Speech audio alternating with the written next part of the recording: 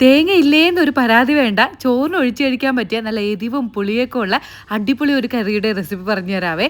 അതിന് വേണ്ടിയിട്ട് കുറച്ച് കുരുമുളകും ഉള്ളിയും മാത്രം മതിയാവും. അപ്പോൾ ഞാൻ ഈ കാണിച്ച സ്പൂണിന് 1 സ്പൂണ് കുരുമുളക് കുറച്ച് വെളിച്ചെണ്ണ ഒഴിച്ചിട്ട് അതിലൊന്ന് വറുത്തെടുക്കുക.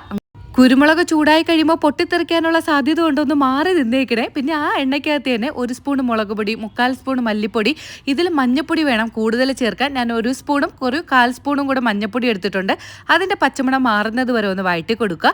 പിന്നെ ഇതിന് വേണ്ടത് കുറച്ച് കൂടുതൽ ചെറിയ ഉള്ളിയാണ് കേട്ടോ. അതായത് എനിക്ക് തോന്നുന്നു ഒരു വലിയ കയ്യോളം നിറച്ച് ചെറിയ ഉള്ളി വേണം. അപ്പോൾ ചെറിയ ഉള്ളി ഇട്ട് കൊടുക്കുക.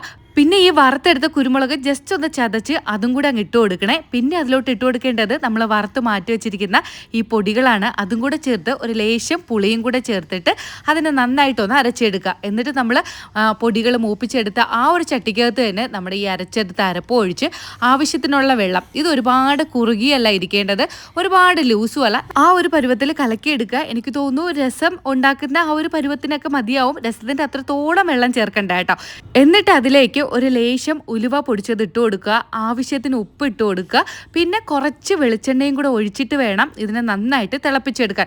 തിളപ്പിച്ച് ഒന്ന് ജസ്റ്റ് കുറുകി വരുന്ന സമയത്ത് നമുക്കത് മാറ്റി വയ്ക്കാം. എന്നിട്ട് വേറൊരു ചട്ടിക്കകത്ത് നമുക്ക് കുറച്ച് കൂടുതൽ വെളിച്ചെണ്ണ, പിന്നെ കടുക്, പിന്നെ കുറച്ച് കൂടുതൽ ഉള്ളി, വറ്റൽമുളക്, കറിവേപ്പില ഇത്രയും കൂടി ഇട്ടൊന്ന് കടുകും പൊട്ടിച്ച് ഒഴിച്ച് കഴിഞ്ഞാൽ നല്ല അടിപൊളി എരിവും പുളിയൊക്കെ ഉള്ള ചോറിന് ഒഴിച്ച് കഴിക്കാൻ പറ്റിയ കറിയാണ് കേട്ടോ. ഇത് ഇന്ന് കഴിക്കുന്നതിനേക്കാളും ടേസ്റ്റാണ് നാളെ കഴിക്കാൻ പഴങ്കഞ്ഞിയുടെ കൂടെയൊക്കെ ഒഴിച്ച് കഴിക്കണം. എൻ്റെ അമ്മ അടിപൊളി ടേസ്റ്റാണ് കേട്ടോ. ഇന്ന് നിങ്ങൾ ഉപയോഗിച്ചതിന് ശേഷം ബാക്കി വന്നു കഴിഞ്ഞാൽ ഫ്രിഡ്ജിൽ വെക്കേണ്ട ആവശ്യമില്ല. നാളെയും കൂടെ ഉപയോഗിച്ചതിന് ശേഷം മാത്രം ഫ്രിഡ്ജിൽ വെച്ചാൽ മതി കേട്ടോ. അപ്പോൾ കുറച്ച് നല്ല അടിപൊളി ചമ്പാവരി ചോറും, അതായത് മട്ടയരി ചോറും, അതിലോട്ട് നല്ല അടിപൊളി നമ്മുടെ കുരുമുളക് കറിയെന്നാണ് കേട്ടോ പറയുന്നത്. അതും ഒരു കഷ്ണം നെല്ലിക്കയുണ്ടെങ്കിൽ നല്ല എരിയും പുളിയൊക്കെ ഉള്ള അടിപൊളി ഊണ് റെഡിയായിട്ട് കഴിക്കാം.